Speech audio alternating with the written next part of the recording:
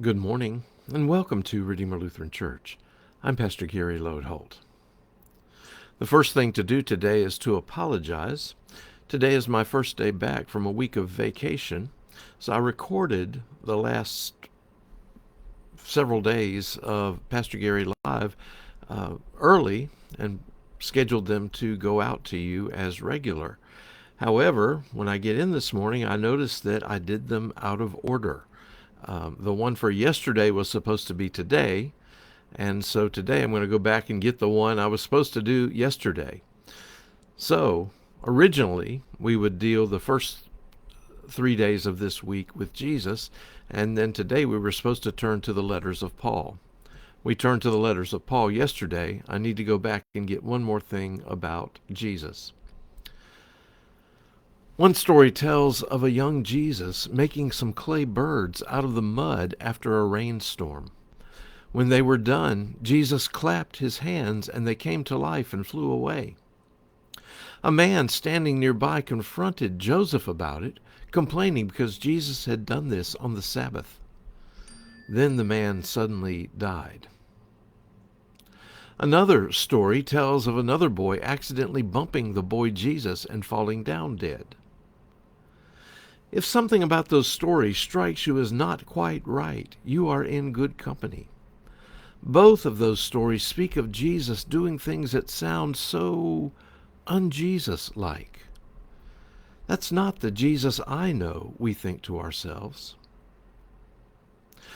Most of us are aware of the four Gospels we have in our New Testament, the Gospels of Matthew, Mark, Luke, and John, but it may surprise you to learn that there are many other works from the time of early Christianity that were written. Sometimes these books seek to fill in some gaps in the story of Jesus. For example, both of those stories above are from the infancy narrative of Thomas, which in part sought to tell stories from the boyhood of Jesus. Another seeks to explore the relationship between Jesus and Mary Magdalene.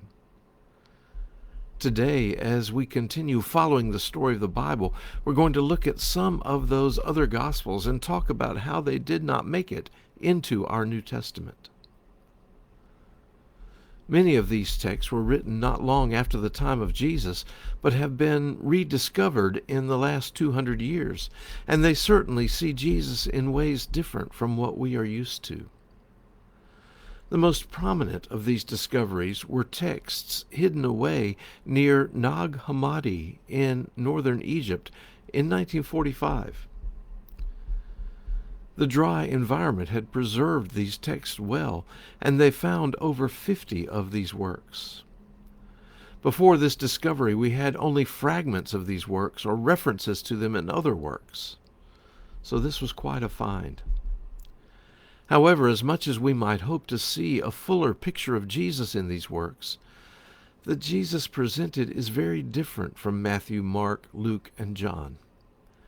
Jesus isn't pictured as warm-hearted or compassionate. Even worse, he is sometimes very harsh and mean, and often what we see is a Gnostic Jesus. So what in the world does that mean? Well, Gnosticism was a movement that grew during the 1st and 2nd centuries, roughly in the same time period as the early Christian church. In many ways, there are similarities between the two. Gnosticism said that there is a divine spark in us that has been separated from God, and the goal is to reunite with God in heaven. The way you did that was by obtaining special knowledge that was hidden, secret, and then revealed. Now that's a very simple explanation of a complex topic, and there are other significant differences. For example, our Bible tells us that God made the world good, but Gnosticism says that the world is evil. Still, that part about uniting with God sounds very similar to Christian thought, so it had an appeal for early Christians. The reason it is a heresy is based in how salvation occurs. In Christianity, we are saved by the work of Christ. Nothing is hidden. Remember how the curtain in the Holy of Holies in the temple was torn in two? What we need to know about God was just revealed on the cross. In Gnosticism, you are saved by acquiring hidden knowledge. It's based in secrecy. These extra gospels that have been found present Jesus more from a Gnostic point of view. Let's talk briefly about some of the most famous of these other gospels. The Gospel of Thomas is likely the most well-known, and it's not a narrative, but rather a collection of 114 sayings. It is very harsh toward women and focuses on harsh teachings. Another is the Gospel of Philip that presents Mary Magdalene as Jesus' romantic partner. In the pagan world, a god would often take a human wife, and in this gospel there is a lot of talk about the bridal chamber. There is also a Gospel of Mary, which says Mary got special information from Jesus that the disciples missed, and that information is included here. Believe it or not, there is even a Gospel of Judas, seeking to vindicate Judas and say he was the most enlightened of all the disciples.